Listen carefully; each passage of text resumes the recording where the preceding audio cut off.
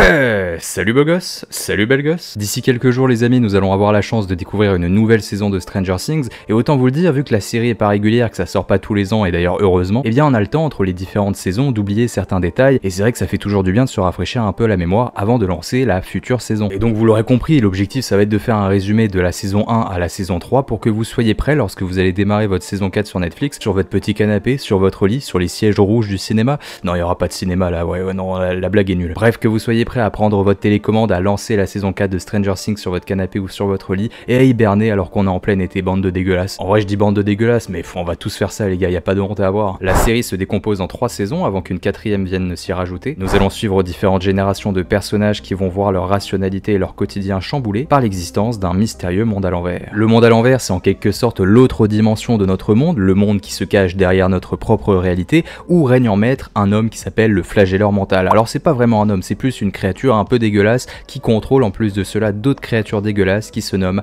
les démons gorgons. Et il faut véritablement voir derrière toutes ces créatures une forme de ruche, une ruche qui est guidée tout simplement par une reine qui contrôle mentalement les autres. Il y a vraiment cet esprit de ruche qui est à percevoir avec Stranger Things, c'est très important. Tout cela incarne donc le monde à l'envers où la faune et la flore est complètement différent, et à certains moments, à certains passages, à l'aide de certaines portes, ce monde à l'envers terrifiant peut intervenir sur notre réalité pour la troubler et justement imposer sur nous de sombres conséquences. Et rien qu'avec la gueule des monstres, vous avez compris que c'est tout sauf une bonne idée, et c'est tout l'enjeu de Stranger Things. La première saison se déroule durant le mois de novembre 1983. La ville de Hawkins est plongée dans un drame profond suite à la disparition d'un enfant, le jeune Will Byers. Ses amis Dustin, Lucas et Mike vont enquêter de leur côté pour le retrouver, ainsi que Joyce, la mère de Will, épaulée par le chef de la police, Jim Hopper. Rapidement, ils vont tous se rendre compte que derrière la disparition de Will, il y a quand même quelque chose de profondément mystérieux, de profondément intriguant, et que cela dépasse notre propre réalité jusqu'à dépasser la simple ville de Hawkins, et qu'il y a tout un tas d'éléments qui se cachent derrière ces deux éléments. C'est notamment le groupe de jeunes enfants qui vont faire la découverte d'une fillette qui se nomme 11. 11, elle est échappée d'un laboratoire, du laboratoire de Hawkins, où elle était en quelque sorte traumatisée, malmenée. Elle servait tout simplement de sujet d'expérience puisqu'elle a des pouvoirs, des formes de pouvoir télékinésie qui lui permettent tout simplement d'ouvrir des portes et d'avoir accès à l'autre monde, au monde à l'envers. Et donc elle était utilisée à cette fin pour essayer de contrôler le monde à l'envers et utiliser le pouvoir du monde à l'envers sur notre réalité par ces sombres scientifiques dégueulasses. Et c'est notamment grâce au personnage de 11 que les points s'assemblent. Will est bloqué dans cette dimension parallèle du monde à l'envers, où les mystérieuses créatures règnent en maître et qu'un mystérieux groupe scientifique tente de contrôler à des fins funestes. Et de son côté, la mère de Will, Joyce, elle continue son enquête, et à l'aide de guirlandes, elle se rend compte que son fils est potentiellement dans une autre dimension. C'est pas une blague, elle va vraiment utiliser des guirlandes pour communiquer avec son fils, mais je vous promets que c'est pas une folle dingue. À l'aide de ces guirlandes, elle réussit à communiquer avec son fils en y intégrant des lettres de l'alphabet. C'est sans compter l'aide de Hopper, le shérif de la ville, qui découvre également que son enquête autour de la disparition de Will intéresse la police d'État, qui est bien supérieure au niveau hiérarchique. Ils vont même jusqu'à faire croire qu'ils ont découvert le corps de Will pour que les doutes et les recherches cessent, mais Hopper, voulant vérifier le corps, découvre qu'il s'agit d'un faux corps. On plonge alors en pleine théorie du complot. Will n'est sans doute pas mort. Will n'est pas mort, il y a quelque chose qui se traque sous la ville de Hawkins, et ça dépasse la compréhension de nos personnages. C'est bien plus loin, il faut voir l'armée, il faut voir les scientifiques, il faut vraiment voir cette idée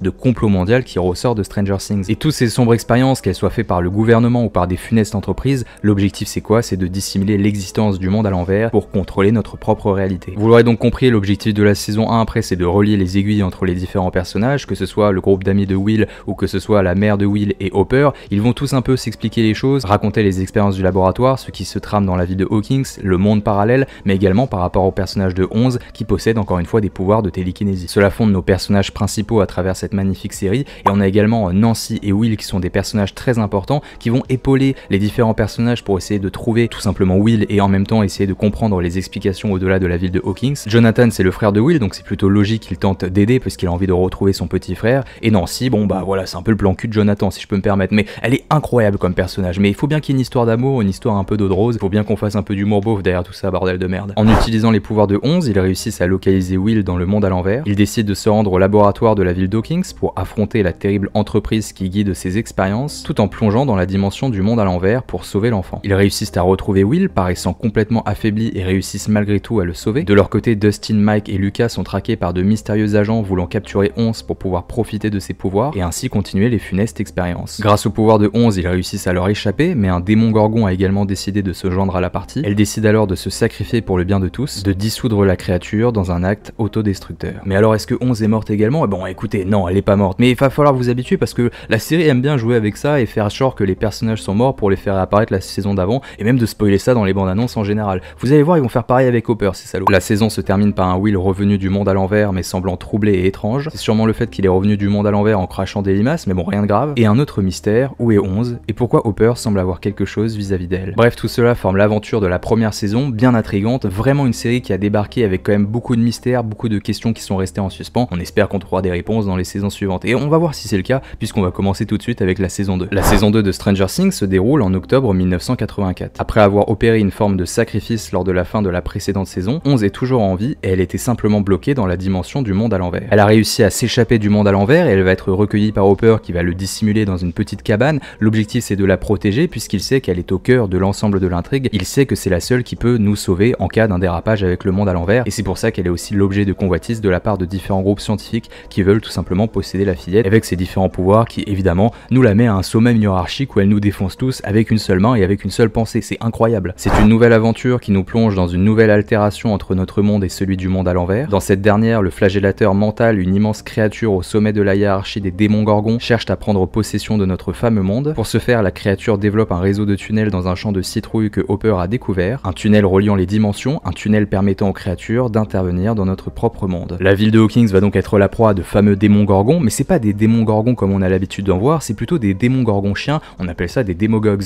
C'est un peu bizarre, mais en vrai ils sont tout mignons, et il y a pas seulement nous qui sont en train de constater leur existence, il y a également Dustin et tout le groupe de Will qui est en train de découvrir qu'il y a une armée de chiens qui se baladent à Hawkins et qui sont assez terrifiants. C'est d'autant plus dangereux que le flagelleur mental possède également une certaine influence sur Will depuis qu'il était enfermé dans le monde à l'envers. Will adopte un comportement de plus en plus étrange jusqu'à avoir des visions terrifiantes. Il est utilisé comme un espion par le flagelleur mental pour l'aider à stopper ses amis et les personnes voulant rompre l'intervention du monde à l'envers sur notre propre réalité. L'objectif va donc être de brûler ces différents portails entre notre monde et le monde à l'envers pour empêcher le monde à l'envers de justement intervenir sur notre réalité, ce qui provoque évidemment l'effondrement de l'influence de la créature qui règne en maître, de cette mystérieuse créature au sommet de la hiérarchie des démons gorgons, jusqu'à ce que Hopper décide également d'utiliser les pouvoirs de 11 pour pouvoir fermer le véritable portail. C'est simple, les expériences des scientifiques du laboratoire de la ville ont continué malgré les drames qui se sont déroulés dans la ville de Hawkins. Malgré les risques, les scientifiques cherchent toujours à maîtriser un portail entre le monde à l'envers et notre propre réalité. Le seul moyen de se débarrasser de l'influence des démons gorgons et donc du flagelleur mental, c'est d'utiliser les pouvoirs de 11 qui ne sont pas sans risque pour refermer le portail. Une nouvelle fois, c'est véritablement 11 qui est au centre de l'aventure, qui est au cœur de la résolution finale. À l'aide de ses pouvoirs, elle réussit à fermer le portail et donc à la fois elle réduit l'influence du flagelleur mental qui règne en maître et en même temps elle permet d'emprisonner cette dimension et de faire en sorte que notre monde soit pour le moment protégé de cette dimension infernale du monde à l'envers. Et en même temps ça permet de faire en sorte que le personnage de Will qui se fait bolosse depuis le début, bah lui aussi il soit un peu moins possédé par cette foutue créature dégueulasse. Le plan de fin est alors iconique, ce n'est que le début, ce n'est pas parce que 11 a fermé le portail que la créature est morte, la bête est toujours là, elle guette la moindre occasion, la moindre sortie pour intervenir dans notre monde et y prendre le contrôle. Et donc vous l'aurez compris, tous ces événements nous conduisent à la dernière saison qu'on va résumer aujourd'hui, la saison 3 qui se déroule durant l'été 1985 et on va retrouver encore une fois nos fameux protagonistes avec également de nouveaux arrivants parce qu'on change pas une équipe qui gagne, ça fait partie des séries bordel. Cette nouvelle saison illustre encore le pouvoir du flagelleur mental cherchant à atteindre notre monde. Pour ce faire, il utilise une forme de possession sur quelques habitants de la ville, les poussant à consommer des produits chimiques dangereux pour pouvoir se fondre en une masse liquide pouvant se combiner à la volonté de la créature. Ça a l'air d'être complètement barré, mais voyez ça comme un moyen de se transformer en une grosse créature dégueulasse qui représentera le boss final de la saison. C'est aussi simple que ça, hein, faut pas chercher. Et au final, je vais peut-être être un peu décevant dans mes explications, mais la saison 3, bah elle apporte pas grand chose à l'histoire, du moins on est dans une trame narrative assez similaire à ce qu'on a eu auparavant, avec des personnages qui vont devoir une nouvelle fois affronter les différentes portes du monde à l'envers qui tentent d'intervenir sur notre propre réalité et qui vont devoir affronter des monstres dégueulasses jusqu'à fermer une porte. C'est un peu le schéma narratif et le problème de Stranger Things, c'est qu'on est dans des schémas narratifs qui sont assez similaires entre les différentes saisons. Malgré tout, il y a du progrès au niveau des personnages, les relations entre les personnages s'améliorent, les enfants grandissent, des histoires d'amour sont naissantes et on sent véritablement que la série a pris une aura bien plus populaire que d'habitude, rien que par son ambiance beaucoup plus populaire. C'est avec cette saison aussi qu'on plonge encore plus dans le complot, cette fois-ci mondial, et que c'est pas réservé uniquement à l'Amérique, puisqu'on découvre que sous le grand centre commercial de la ville de Hawkins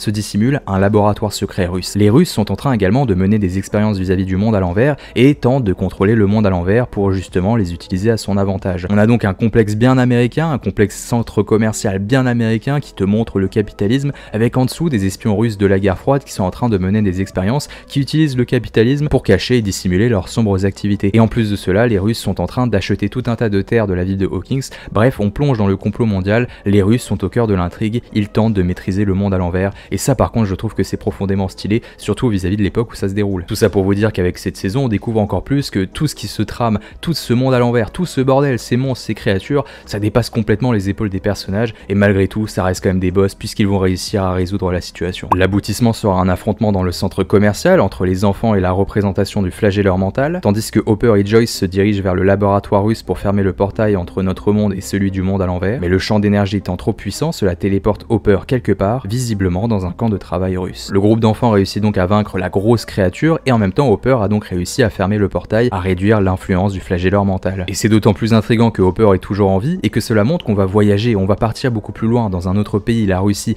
Peut-être que Stranger Things saison 4 va prendre une dimension, et c'est sans doute le cas, c'est même sûr, beaucoup plus globale, et qu'on va encore une fois plonger dans cette idée de complot mondial à l'échelle du monde à l'envers, et que ça va être extraordinaire. Et donc même si cette saison 3 suit un schéma narratif assez classique, elle laisse des pistes très intéressantes, et on a hâte d'être à la saison 4 justement pour avoir des réponses concrètes, que ce soit sur les expériences menées par les Russes, que ce soit par le monde à l'envers, ou cette mystérieuse créature qui règne en maître. Et c'est d'autant plus incroyable que cette saison 3 se termine également avec un plan mythique, on voit qu'un démon gorgon apparaît, ce qui signifie que le combat de nos personnages et la puissance des pouvoirs de 11 sont loin d'être arrivés à leur fin, et qu'il va falloir encore une fois les utiliser par le règne de l'amitié pour combattre Voldemort. Attendez, non, ça c'est une autre histoire. Bref, tout ça pour vous dire qu'il y a quand même beaucoup d'attentes vis-à-vis de cette saison 4 et c'est totalement normal. Si on regarde bien, Stranger Things c'est un schéma narratif qui se ressemble au fur et à mesure des saisons. On a un groupe d'enfants qui découvrent qu'il y a des choses de plus en plus inquiétantes qui se déroulent, qui vont faire parvenir les adultes et différentes générations qui vont s'accumuler autour de ces mystères. L'objectif ça va être d'utiliser les pouvoirs de 11 pour fermer les portails, vaincre les créatures, jusqu'à ce qu'on arrive véritablement à fermer le portail entre le monde à l'envers et le monde réel, et qu'on sauve pour le moment la ville de Hawkins. Et justement, c'est sympa, mais on espère tous qu'avec la saison 4 ça va aller beaucoup plus loin, et qu'on va envisager une forme de fin, une forme de piste, puisque visiblement nos personnages, malgré leur pouvoir, malgré leur puissance, ils ont beau essayer de calmer la situation, de faire en sorte que les scientifiques arrêtent leurs conneries, il y aura toujours des scientifiques et un groupuscule un peu bizarre qui mènent des expériences pour tenter de contrôler ce monde à l'envers. Et c'est pour ça qu'on a beaucoup d'attentes vis-à-vis de la saison 4, d'autant plus que ça doit enclencher une forme de fin. On arrive également à la fin de la série qui devrait se clôturer avec une saison 5 si je dis pas de bêtises. Dans tous les cas, on espère avoir une piste de fin et voir se dégager les premières pistes pour justement voir une belle conclusion à cette magnifique série qui mérite quand même une belle conclusion, il faut le dire. Bref, c'était Méromain, j'espère que vous avez passé un bon moment, j'espère que le résumé a été clair, précis. Évidemment, on pouvait pas tout aborder, vous vous doutez bien, c'est des épisodes d'une heure, il y en a combien? Il y en a plus de 30, enfin bref, tu comprends que résumer un film c'est déjà compliqué, mais alors résumer 3 saisons c'est encore plus compliqué. J'ai essayé d'être le plus précis, d'aller au cœur du sujet pour que tout soit compréhensible et que vous passiez un bon moment lorsque vous allez lancer la saison 4, d'autant que vous n'avez pas tout oublié, je sais, vous n'avez pas lancé la saison 4 juste en regardant cette vidéo, je pense que vous avez déjà vu la série et que de vous rafraîchir la mémoire ça fait un petit peu du bien, d'autant plus que vous n'avez pas oublié tous les personnages etc. Mais voilà, j'ai essayé d'oublier quelques éléments, j'ai oublié certains personnages également, donc n'hésitez pas à les voir en commentaire, il y aura sûrement des personnes qui vont corriger et essayer d'apporter plus d'informations. Voilà, l'objectif c'est un échange et un partage, mais ça a quand même nécessité beaucoup de travail, donc n'hésitez pas à vous abonner, à liker, à partager, à commenter, enfin bref, tu connais la propagande de YouTube mais c'est important, prenez soin de vous, à la prochaine, c'était Méromain, ciao bene les gars.